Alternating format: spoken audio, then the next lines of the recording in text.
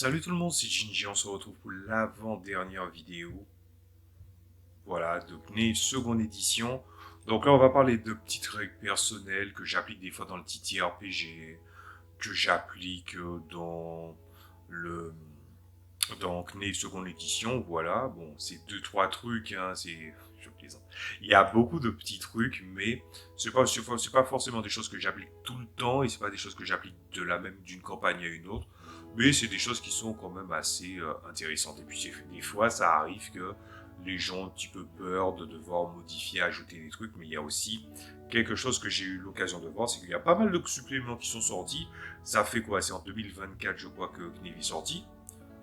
Et il y a déjà des tas de suppléments sur des trucs qui n'a pas lieu d'être.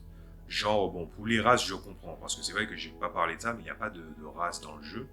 Mais bon, faire une race, je pense que c'est pas quelque chose qui est si compliqué que ça à faire.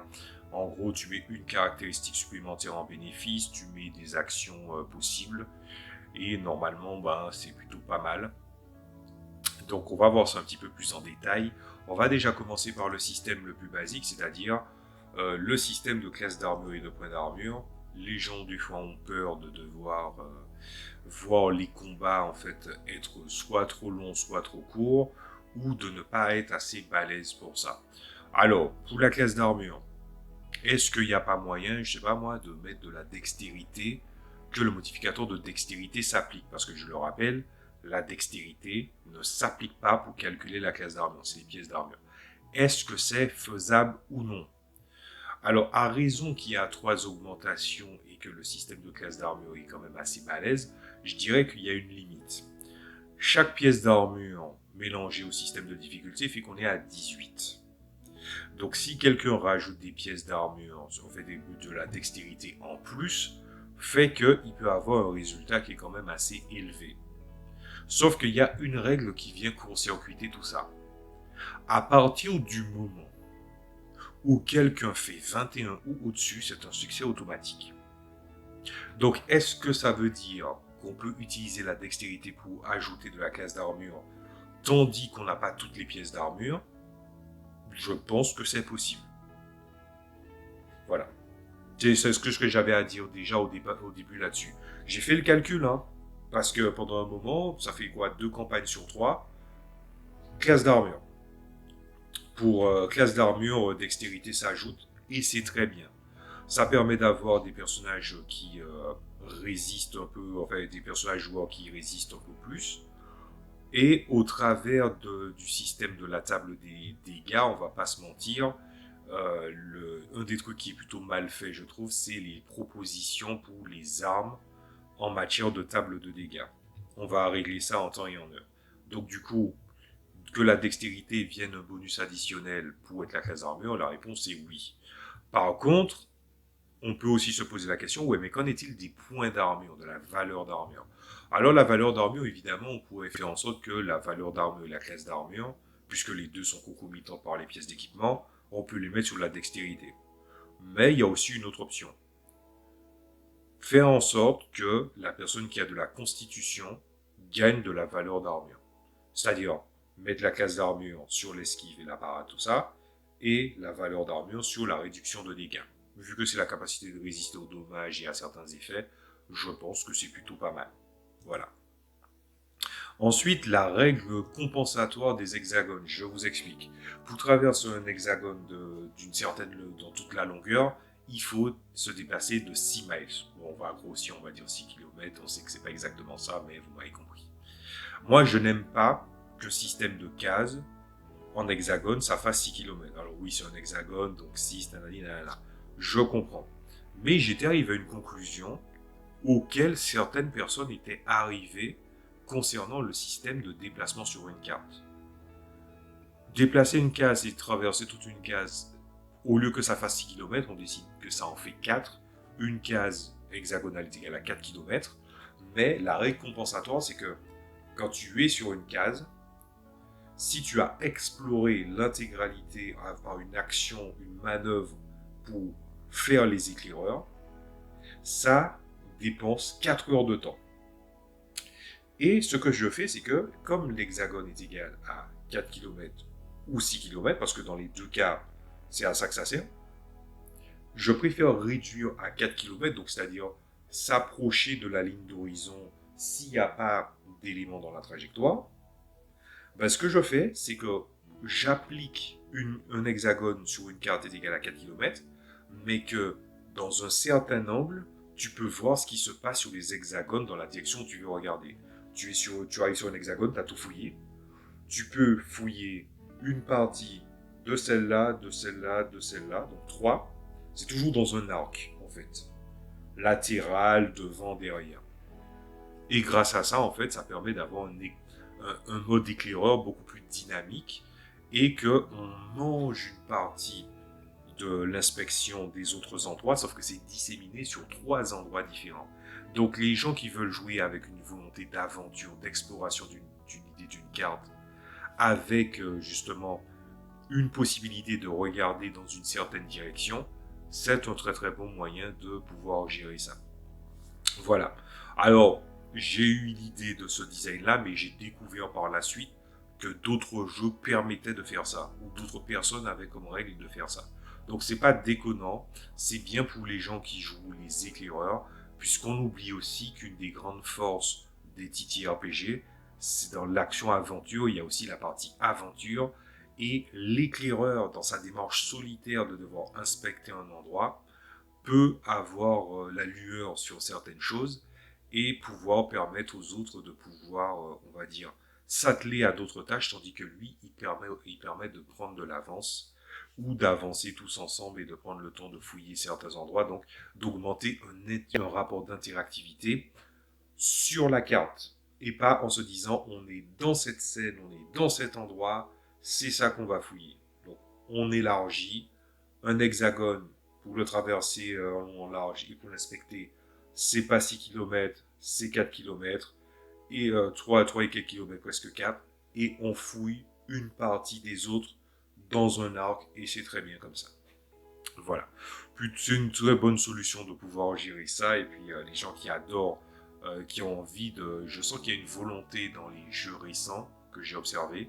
Il y a une volonté non seulement de se tourner vers la narration, mais de retourner aussi vers une idée de la contemplation.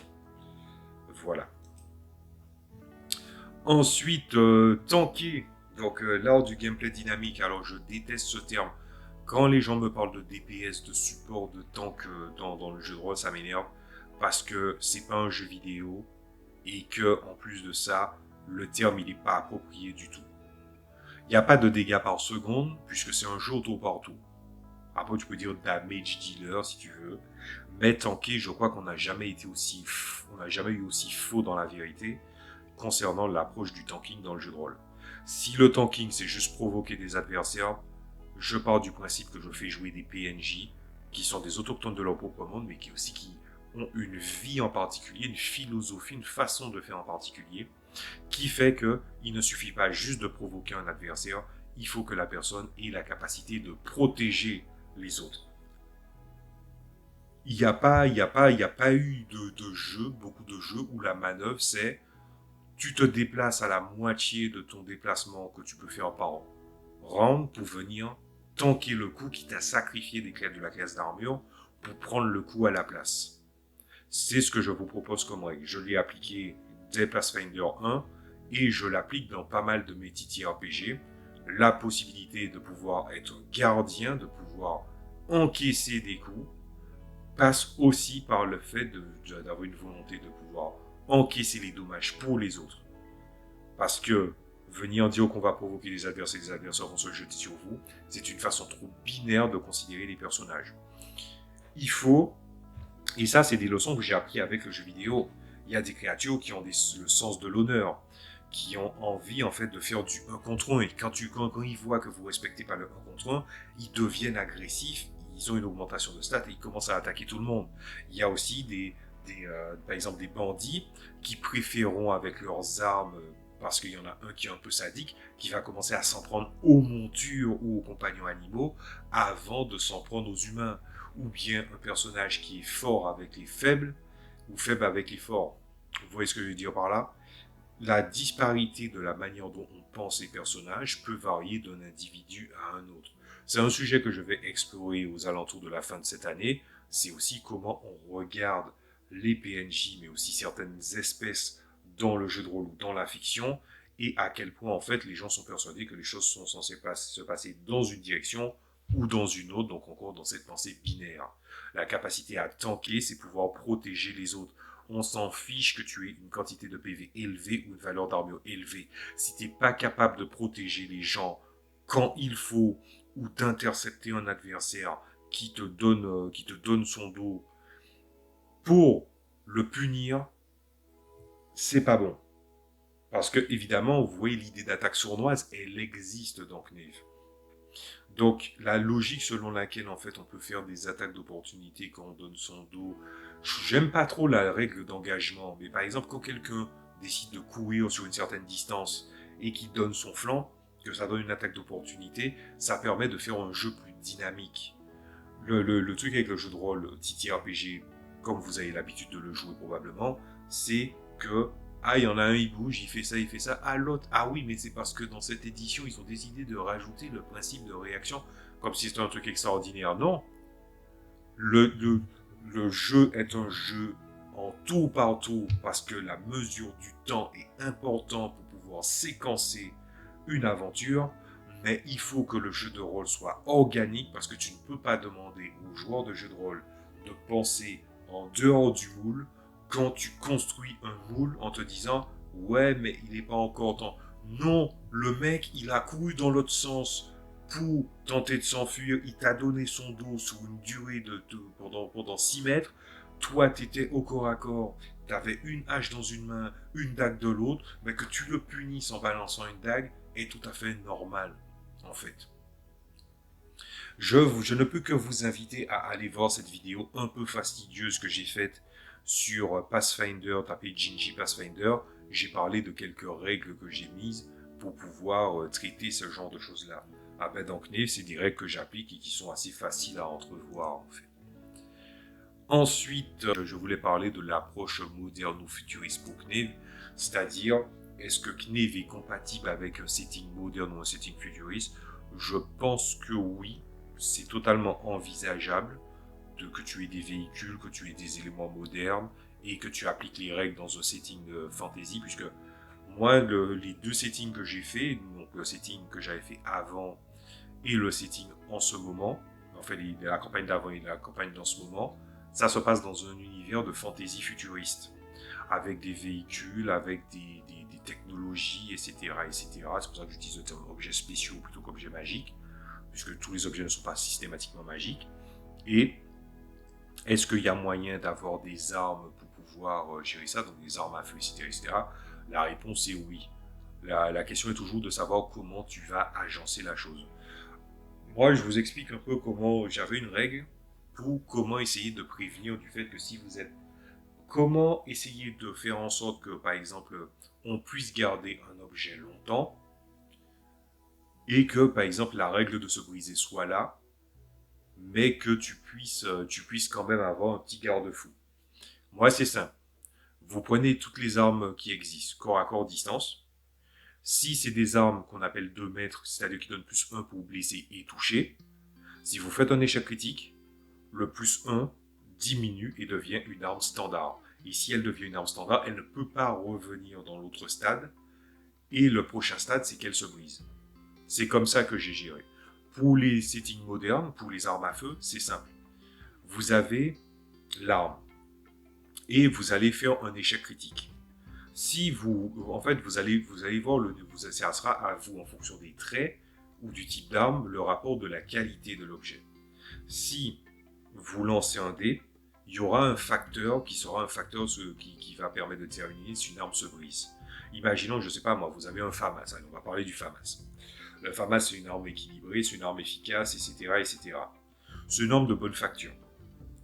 Imaginons que, par exemple, vous avez mis un système où il a des accessoires. Vous faites un échec critique.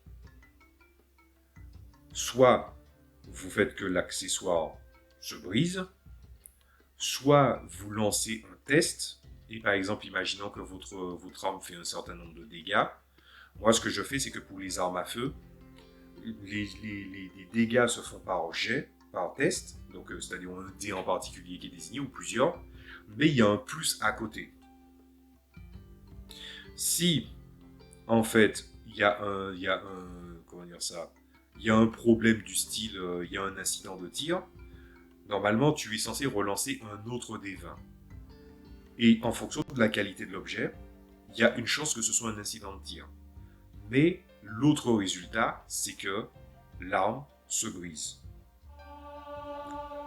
De tir, c'est-à-dire qu'il faut manœuvrer pour remettre les choses en place, ou l'arme se brise. Et s'il y a un accessoire, tu décides que c'est l'accessoire qui est brisé et non pas l'arme, mais que non seulement en fait ça te met un incident de tir, mais en plus tu perds la qualité de l'objet et tu es obligé de faire 2 manœuvres pour pouvoir gérer. Donc rappel, les armes classiques, les arcs, les arbalètes, les trucs comme ça, s'il y a des plus, ça veut dire que les armes sont de meilleure qualité, plus pour toucher, plus pour blesser. Chaque échec critique enlève un point sur le plus. S'il y a plus de plus, le prochain test va le briser. Pour les armes à distance et les armes à feu, il y a un échec critique. Tu lances un dé, ça fait... Tu as un pourcentage selon... En fait, tu as des chances de casser ton arme. Sinon, c'est un incident de tir. Ou tu mets un système avec, comme les autres, avec un système de plus, et tu enlèves un plus. Ou tu décides que l'accessoire se brise. Et comment faire pour compenser si par exemple une arme est très facilement malléable? Il n'y a pas de sous-construction du genre ah oui, mais je vais changer d'accessoire comme ça fera comme si c'est plus une arme. Ils pourront pas tricher là-dessus. C'est soit un, soit l'autre. Voilà, c'est comme ça que j'ai réglé ça. J'ai joué un personnage qui avait un bullpup, donc une espèce de FAMAS, ça a bien fonctionné. J'ai pas fait d'échec critique, mais ça a plutôt bien fonctionné. Et puis, en plus, pour les armes spéciales, par exemple, si c'est des armes futuristes, imaginons qu'elles tirent des blasters et c'est des armes qui rechargent de l'énergie au fur et à mesure du temps. On considère qu'il y a un certain nombre de charges, et puis à passer un certain temps, la charge finit par remonter. Et ça fait un gameplay plutôt dynamique. J'ai vu des gens qui faisaient des suppléments pour Knave, qui rajoutaient des trucs du style des compétences ou des choses comme ça, mais c'est des gens qui n'ont pas compris Knave dans la manière dont ils géraient la difficulté, et en fait ont voulu refaire du système des 20 alors qu'il y a bien d'autres jeux qui permettent de gérer les choses au système des 20 et faire de l'OSR. C'est fou, hein. Tellement les gens, en fait, soi-disant, ils veulent quelque chose de nouveau, ils refont exprès les mêmes bêtises.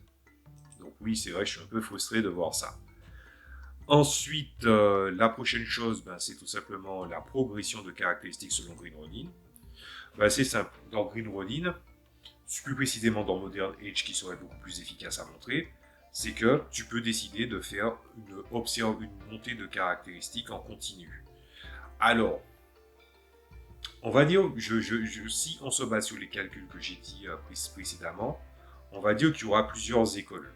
Rappelons-nous que toujours, quoi qu'il arrive, peu importe que vous avez des points excédentaires, 21 ou plus est automatiquement une réussite. Ok? Jusque-là, ça va. Donc, comment on fait selon Green Ronin? C'est simple. Il y a 10 niveaux. Chaque niveau, tu gagnes un point de caractéristique, au lieu de 3 qui est proposé dans le jeu de base. Sauf que, quand tu montes un point dans une caractéristique, le niveau suivant, tu ne peux pas remettre le point au même endroit. Tu es monté au niveau 2. À ce moment-là, au niveau 2, tu as monté la constitution. Au niveau 3, tu ne peux pas monter la constitution. Tu es obligé de monter autre chose. Et ça permet d'avoir des personnages beaucoup plus organiques. Et puis surtout, en sachant que vous montez de niveau, qui dit monter de niveau dit que vous avez accumulé de l'argent. Et si vous avez accumulé de l'argent, ça veut dire que vous pouvez vous entraîner pour débloquer certaines carrières. Et ça permet d'anticiper.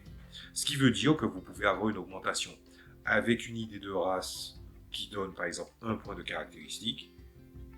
On a quand même une sélection qui est quand même assez libre. Ensuite, je pense que c'est quelque chose que je vais rajouter en plus. C'est par exemple, imaginons que vous voulez créer un principe de race. C'est pas compliqué, race, ethnie, appelez ça comme vous voulez. En gros, vous voulez faire un antécédent. Je pense qu'il y a un moyen simple de pouvoir faire les choses. Déjà, en premier, une caractéristique. Dites-vous toujours qu'il n'y a pas de caractéristique qui va dans le négatif. Il n'y a pas de oui, mais tu dois aller dans le négatif pour compenser de quoi que ce soit. Vous avez mis une race, il gagne un point de caractéristique. Ensuite, moi, je prends toujours une approche de philosophie de jeu concernant, par exemple, une idée d'archétype, de race, de classe, etc., etc., si vous en avez envie, ou plutôt de voix, qui est que il y a un qui te donne un avantage certain sur certaines manœuvres ou une certaine combinaison d'actions qui est faisable, ou des dénominations. Par exemple, tu prends un orc, tu considères que l'orc, il a une capacité que quand il arrive à la moitié de ses PV, ou tout simplement où il arrive par exemple à moins de 6 de ses PV, il va avoir à chacun de ses tests un bonus de 2 aux dégâts. Tu penses ça? Tu dis que l'orc il est capable de faire ça. Ou bien que par exemple, moi je me base beaucoup sur de mes jeux préférés, jeux vidéo préférés, Warlords Battlecry. Dans Warlords Battlecry, il y a une amélioration chez les orcs qui s'appelle Couard. Les attaques à distance des orcs, enfin les attaques à distance en direction des orcs, est toujours divisé par 2. Voilà. Donc par exemple, tu as une partie, une fonction de base qui te donne la combinaison de quoi est capable la créature sans aucun signe de malus derrière, évidemment.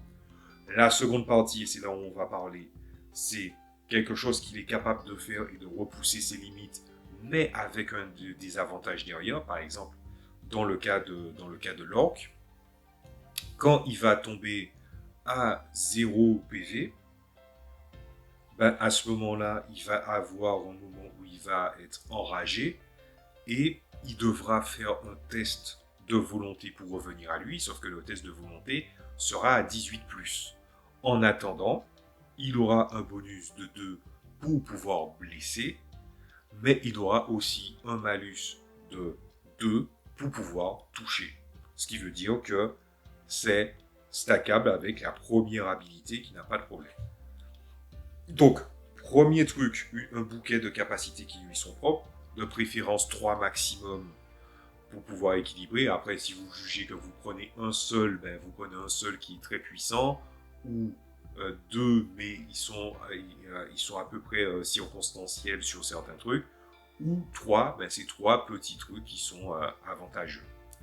Et la dernière facette, c'est celle en fait qui est propre à la race, c'est-à-dire que elle a, en tant qu'ethnie, en tant que race, elle a quelque chose qu'elle est capable de faire et que le commun des mortels n'arrive pas à faire. C'est pour ça que j'appelle ça un système de voix en fait. La voix raciale, la voix des classes, la voix je pense que vous avez à peu près compris. Et du coup, par exemple, imaginons que vous avez, vous avez un prêtre d'une certaine confession. Ben, par exemple, vous pouvez décider de bénir, vous avez le service que vous pouvez bénir une maison selon la divinité, si la personne est alignée sur ses croyances, tout ça, et ça vous permet d'engranger de l'argent pour le temple, une partie pour toi, pour ton expédition, et ça sera ton truc à toi. Voilà. Sauf que, évidemment, il arrive que certaines espèces dans les mondes fantasy, ben, leur posture raciale et leur posture dans le monde sont croisées. Par exemple, vous prenez un Orshon, par exemple, une espèce d'ange mineur qui a la capacité qui est fait pour chasser le mal. Ben, par exemple, au lieu d'avoir 3 trucs, il en a 6. Il a 2 trucs où il a que des bénéfices, 2 trucs avec un truc bien puissant mais avec un contre-coup. Voilà, 2 trucs avec un truc puissant et un contre-coup, et 3 trucs qui sont typiques.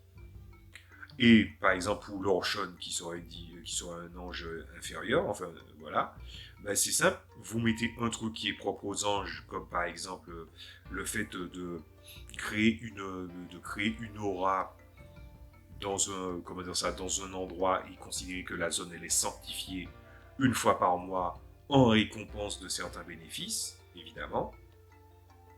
mais il ne peut le faire qu'une fois par mois, évidemment, et aussi que l'ange possède un reflet de ses pouvoirs relié à la divinité auquel il est censé répondre.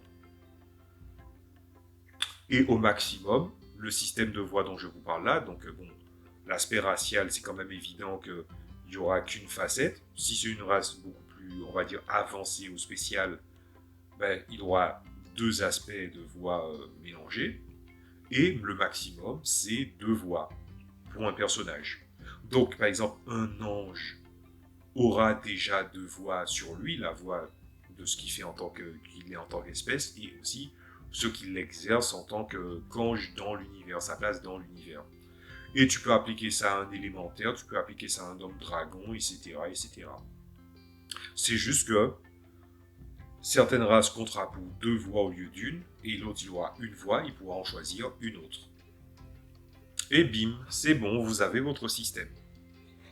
Puisque dans ma manière de construire les choses, je prends toujours en compte quelle est sa spécificité de performance, ensuite quelle est sa psychologie, sa philosophie, sa façon de penser, et en troisième, sa place dans le monde, en quoi il est spécial.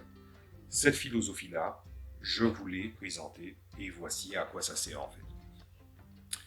Voilà, c'est à peu près ce que j'avais à vous dire là-dessus. Il n'y a pas besoin d'aller essayer de renouer avec anciens systèmes de tel jeu, machin. Mon problème, c'est pas tellement le fait de s'inspirer des anciens systèmes, parce qu'il est censé être compatible avec les systèmes des 20. Le problème, c'est que certains problèmes ont été résolus, mais je pense que à la vitesse à laquelle est sorti les trucs, et puis on va pas se mentir, les livres que j'ai vus qui sortaient ces trucs-là, c'est sur DriveThru. Sauf que sur DriveThru, il y a une volonté quand même de certains auteurs de pouvoir, en fait, mettre des idées de game design en place et puis essayer de gratter un billet. On est d'accord. Je suis quelqu'un de créatif, donc j'encouragerais toujours d'aller dans le sens de leur construction. Sauf qu'on va pas se mentir, il y en a, ils sont là que pour la patte du gain, c'est eux que ça regarde, il n'y a pas de souci.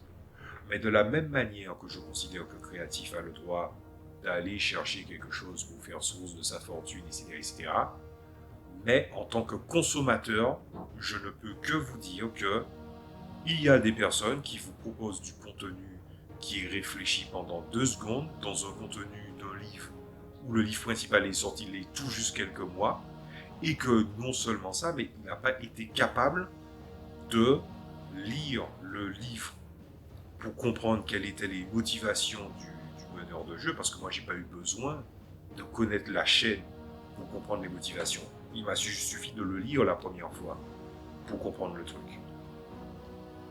Voilà. Donc c'est pour ça que je vous proposais ce petit piquet de deux petites règles optionnelles pour pouvoir gérer les choses.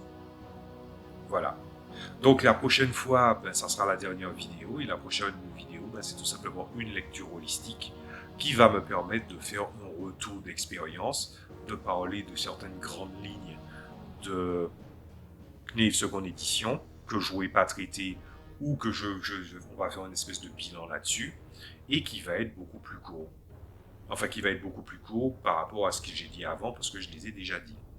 Donc je vous dis à demain pour la dernière vidéo. Voilà, et n'hésitez pas à remonter dans la playlist et à partager la vidéo, puisque bon, on va pas se mentir, l'algorithme est un peu bizarre, il y a des fois, il y a des vidéos, t'as presque l'impression qu'ils sont shadowban, alors que c'est l'algorithme qui ne va pas.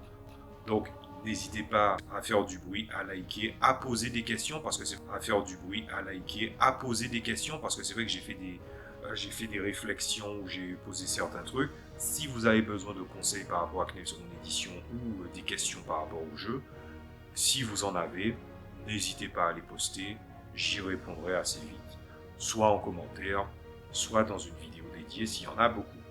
Je vous dis à la prochaine.